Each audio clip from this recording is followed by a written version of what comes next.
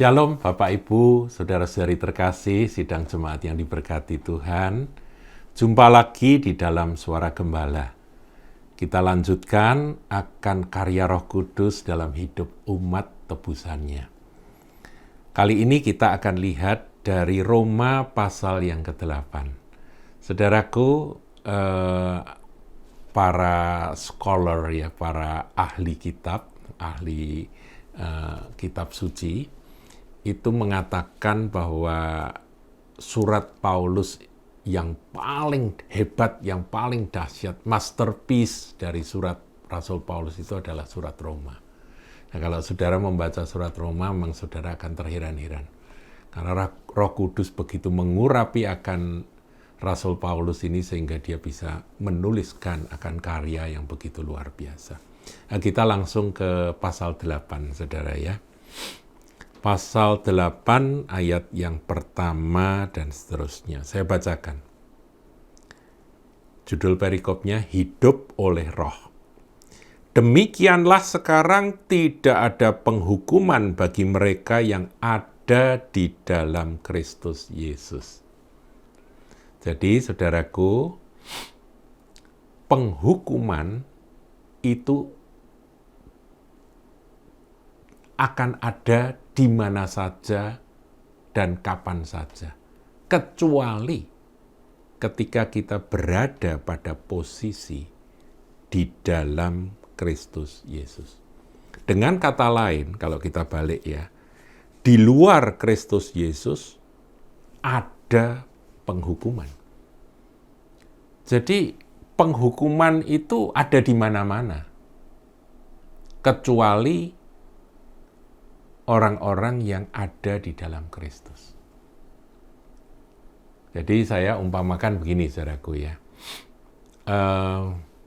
Misalnya ini ada satu lokasi ya. Ini manusia itu tinggal dalam satu lokasi ya, seluruh dunia ini ya.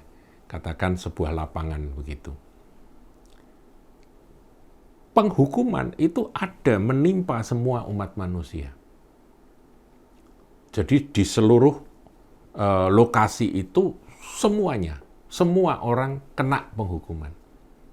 Kecuali mereka yang ada, misalnya di sudut itu ada karpet merah, dan orang yang berdiri di karpet merah itu luput dari penghukuman. Seperti itu gambarannya. Saudara bisa tangkap ya ilustrasi ini.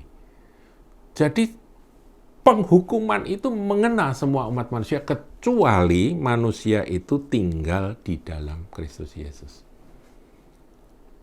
Nah, makanya kita ini mendorong, membujuk, ya, memberitakan akan kabar baik. Ayo toh terima keselamatan yang dari Tuhan Yesus dengan mengaku segala dosa, bertobat dan mengizinkan Rohnya bekerja, mengaku Yesus adalah Tuhan dan Juru Selamat pribadi. Maka Anda yang melakukan itu dengan sepenuh hati, itu masuk dalam Kristus, menjadi bagian dari tubuh Kristus. Tidak ada penghukuman di sana.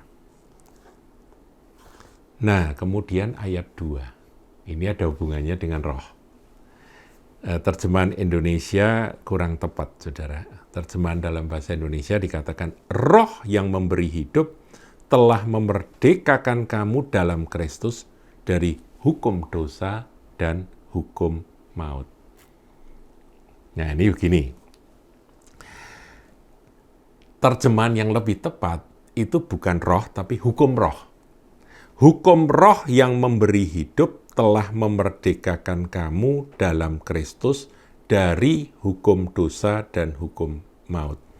Jadi hukum dosa dan hukum maut itu ada. Jadi ada hukum dosa, ada hukum maut. Apakah hukum dosa itu?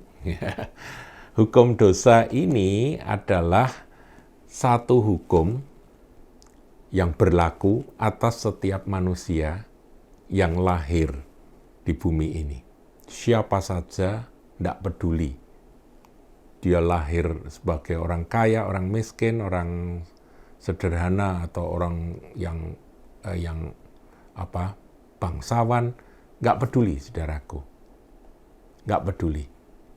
Semua yang namanya manusia itu ada di bawah kuasa hukum dosa. Nah, hukum dosa ini akan membuat setiap manusia, suka nggak suka, mau nggak mau, dia pasti akan berbuat dosa. Itu pasti. Orang mau diusahakan kayak apa untuk tidak berdosa, pada suatu saat dia pasti berbuat dosa, karena ada hukum. Jadi hukum dosa itu mirip seperti hukum gravitasi, saudara.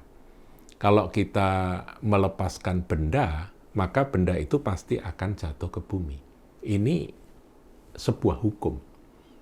Hukum dosa itu mirip dengan hukum gravitasi. Kita lawan hukum gravitasi itu dengan kita melemparkan benda itu ke atas, yaitu dengan apa? Dengan daya angkat, ya saudara, kita lemparkan benda itu ke atas. Memang sepertinya dia melawan hukum gravitasi. Tapi pada satu titik tertentu ketika daya tolak ke atas ini habis, maka dia pasti akan jatuh, dan jatuhnya lebih parah. Ya kan? Hancur. Benda itu pasti makin tinggi, jatuhnya makin parah. Itulah manusia, saudara. Mau menahan diri terhadap dosa apapun juga, pasti dia akan jatuh, dan pasti dia akan parah jatuhnya. Makin menahan, jatuhnya makin parah. Itu hukum dosa. Nah, hukum dosa itu berlaku, saudara, dalam hidup kita sebagai manusia. Tidak ada yang luput dari hukum dosa. Nah, apakah hukum maut? Ya, ini ada juga hukum maut, kan? Hukum maut adalah sebuah hukum yang berlaku pada semua manusia yang adalah daging ini. Cepat lambat, karena berlakunya hukum dosa, maka manusia itu pasti akan mati. Maut itu menjadi bagian manusia. Dan tentunya kematian yang dimaksud ini bukan kematian jasmani saja, tapi kematian rohani, kematian kekal. Kalau kematian jasmani semua orang pasti, ya. Tapi bagaimanakah kita dapat luput dari kematian kekal? Nah, kita kembali ulangi akan ayat 2 ini, dikatakan hukum roh yang memberi hidup telah memerdekakan atau membebaskan kamu dalam Kristus dari hukum dosa dan hukum maut. Jadi hukum dosa, manusia mau kayak apa berusaha mati-matian untuk melawan dosa, pasti dia akan jatuh dosa, seperti gravitasi, ya. Nah, gravitasi itu kan ada jatuhnya. Jatuhnya itu adalah hukum maut, saudara.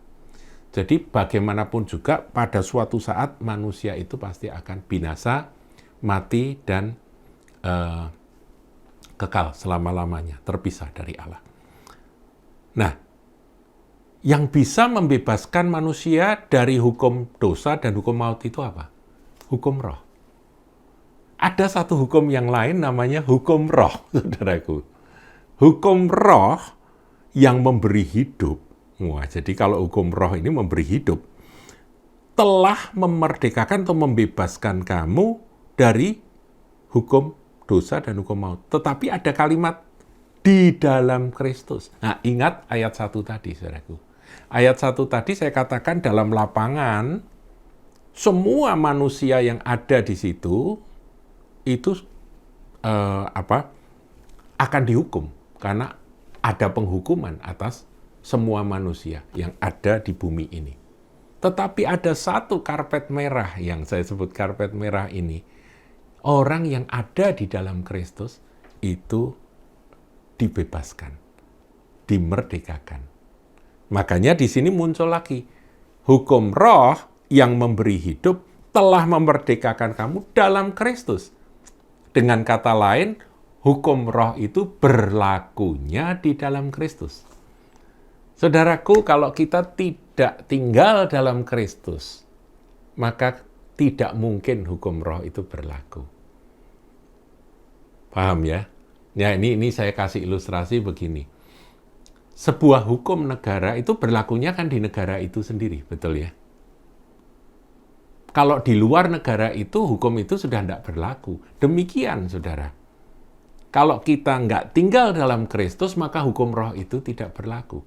Nah, kalau hukum roh itu tidak bekerja, maka otomatis yang bekerja adalah hukum dosa dan hukum maut. Sebab yang bisa melepaskan kita dari hukum dosa dan hukum maut ini hanya hukum roh. Hukum harus dilawan dengan hukum, saudara. Nanti saya akan jelaskan tentang hukum roh itu seperti apa bekerjanya. Tapi untuk sementara kita berkenalan terlebih dahulu sampai di sini. Tuhan Yesus memberkati.